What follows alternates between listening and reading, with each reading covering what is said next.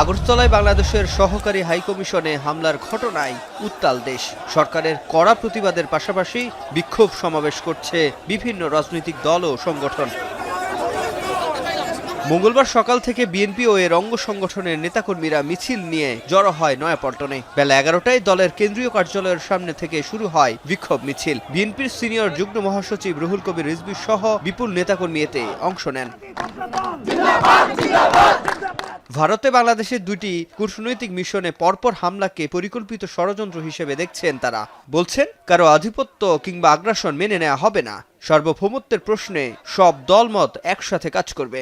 এই ষড়যন্ত্রের পিছনে সরাসরি খুনি হাসিনা জড়িত, সরাসরি আওয়ামী লীগ জড়িত। সেজন্য অচিরেই আমরা তার দৃষ্টান্তমূলক বিচারের দাবি জানাচ্ছি। আমাদের দেশের সার্বভৌমত্ব রক্ষার্থে আমরা আমাদের বদ্ধপরিকর। এর জন্য যদি আমাদের রক্ত দিতে হয়, আমরা রক্ত দিব। এর আগে সকালে বিএনপির কেন্দ্রীয় কার্যালয়ে সংবাদ সম্মেলনে রুহুল কবির রিজভী ভারতে কূটনৈতিক নিরাপত্তায় জাতিসংঘের নিরাপত্তা বাহিনী পাঠানোর দাবি জানান। ভারতীয় সরকার হামলার জন্য দুঃখ প্রকাশ নাটক করলেও অতীতে বাংলাদেশের অভ্যন্তরীণ বিষয়ে ভারতের আগ্রাসী হস্তক্ষেপের ঘটনা ঘটেছে। মমতা ব্যানার্জি জাতিসংঘ শান্তিরক্ষী পাঠাতে বলছে। আরে ভারতেই তো বাংলাদেশের মিশনগুলো অরক্ষিত, নিরাপত্তাহীন, এবং বাংলাদেশি মিশনের একজনকে আমরা যেটা ভিডিও ভাইরাল হতে দেখেছি, কি বেদম প্রহার করা হচ্ছে। তারপরে মমতা ব্যানার্জি বলবেন বাংলাদেশে শান্তিরক্ষী বাহিনী দরকার না ভারতের শান্তিরক্ষী বাহিনী দরকার। এছাড়া বরিশাল, নাটোর সহ সারা দেশে জেলা বিএনপির উদ্যোগে বিক্ষোভ মিছিল হয়। ক্ষুব্ধ নেতা কর্মীরা বলেন, আর নতজানু মনোভাব নয়, ভারতের সঙ্গে কূটনৈতিক সম্পর্ক থাকবে সমমর্যাদার ভিত্তিতে। বাংলাদেশ একটি সার্বভৌম দেশ, এখানে ভারতের আধিপত্য চলবে না।